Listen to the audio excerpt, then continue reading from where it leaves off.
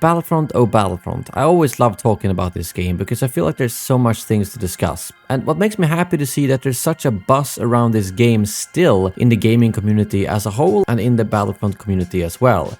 And recently there's been a bit of an influx of people onto the game. I wish we could actually see the play count and see if it's gone up. All we can see is Steam, which is obviously not very representable, considering that shows a small subset of all the PC players. The majority of people play through the EA app or through Epic Games, where you could get it for free a couple of years ago. So to see tweets like this, me and my buddies inhaling spores and getting trench foot, getting all the way up to 1.8 million views and 5,000 likes, makes you kind of happy. See, the people still play the game, people still enjoy it, and even if you might not think so, I think the more of a buzz we make around the game and the more it gets searched, spread around social media, the bigger chance it is that we at some point do actually get a new game. I'm not saying we're gonna make a petition or something like that, but if the franchise just sits in silence, obviously no one's gonna bother picking it up. But right now, when you go to like almost every EA Star Wars tweet, or sometimes even the official just Star Wars account or Disney account, there's always responses asking for Battlefront 3 when, Battlefront 3 when, and that kind of makes me happy, to be honest. But then there are those tweets that so many years later are still so misinformed. And for some reason, they go viral. I mean, we still see the occasional loot box comment every now and then, which is kind of ridiculous, considering it's over 6 years since they removed them. But someone quoted this Felicia tweet saying, Battlefront 2 got really good once it stopped being a vehicle to promote the sequel trilogy. And you might be thinking, oh, well, that's probably just some sequel hater that won't get much attention. And then you look, 38,000 likes.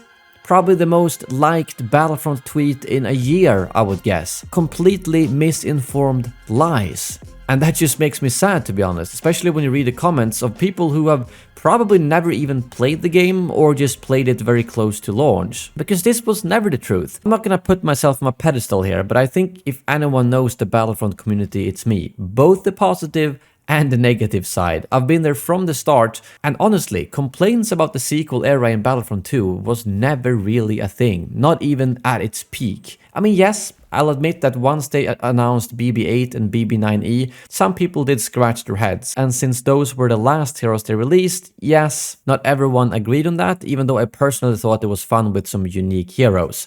But that being said, that was purely those two heroes and not the sequel trilogy as a whole. Because honestly, the sequel trilogy content we got was great. We got like one map for The Last Jedi and one map for Rise of Skywalker. The rest of the post-launch content was all focused on the Clone Wars, whether it's Geonosis, Felucia, and all that kind of stuff. So Clone Wars fans were honestly really happy. And then the Rise of Skywalker update dropped, and I'm pretty sure that everyone was happy with that. We got a great map on Agent Kloss, we got new reinforcements, skins, obviously the fantastic Celebration Edition trailer that really hyped up the community, and much more. Overall, everyone really enjoyed this update. At least to me, when I play the game, I care more about the gameplay, how it looks, how it feels, than what era it's in. Yes, if I have to pick an era, I definitely take the Clone Wars era. But the sequel era has some fantastic heroes and villains, maps, and gameplay elements. So the fact that these kind of tweets still go viral, it kind of rubs me wrong, to be honest, because it spreads a really negative picture of the game, which I don't think the community benefits from. And then when you see the responses when someone asks, oh, is this game still alive? Oh, the multiplayer is pretty much dead. You can still find matches every once in a while, but good luck finding anything that isn't co-op or Galactic Assault. No one even touches the Starfighter game modes. And I mean, any of you guys who play the game know that's also not true. All that does is scare away players from actually trying the game. I stream this on a weekly basis on PC, which I think is still the smallest platform. Yes, we did have the free Epic weekend, but if you compare to the first game, the PC playbase was actually only 10% of the full playbase. It's probably a little bit higher now, but nevertheless, if I can find servers on PC every time I live stream in every game mode, you will be able to do so too. There's one point that yes, the Starfighter modes can be a little bit trickier, but hell, Heroes vs Villains, Supremacy, Galactic Assault, Blast, any of those modes are no problem finding servers for. Even Ewok Hunt you can find servers for regularly, showing that the game is still extremely active. To be fair, there were a lot of tweets quoting this tweet, basically correcting that person, but still, those get like 200 likes, versus this one got 38,000 likes. I mean, That's kind of how the internet works. Negative stuff always blows up. And I'm sure not even 10% of the people who spread that tweet has even played the game ever, or at least the last couple of years. And I mean, you guys could always correct me in the comments below, but even with all the sequel hate that I guess happened in general when the sequels came out because they weren't the greatest movies, that honestly never really overlapped to Battlefront, because Battlefront had all the three eras. I would say fairly equally actually. There definitely was not an abundance of sequel content over the other eras, especially if you look at the post-launch, since that was mostly focused on the Clone Wars 2, and the campaign that mostly focused on the original trilogy 2, except for the free DLC section which took part during the sequels. So I just found it very strange that this went viral, because I would much rather see all of these positive tweets get more attention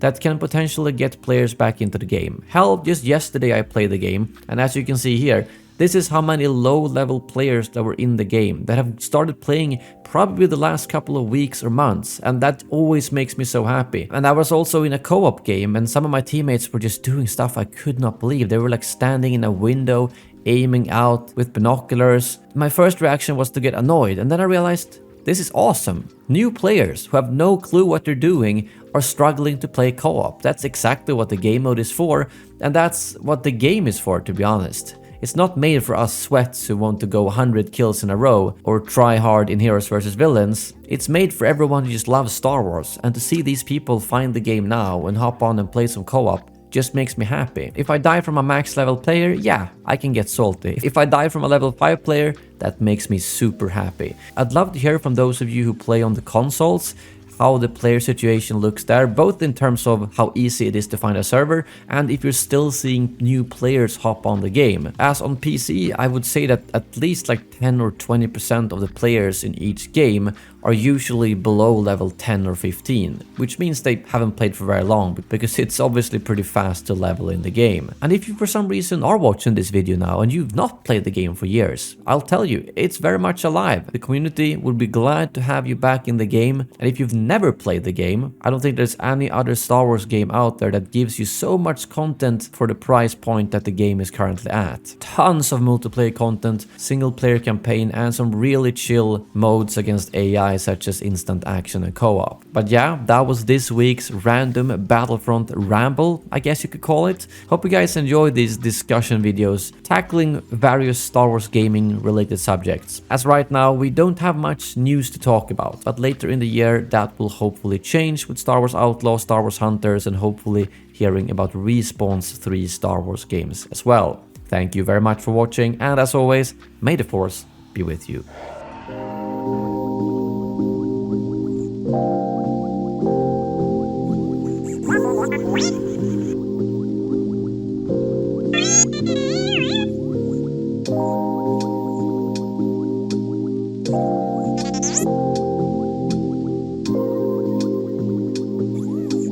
Yes.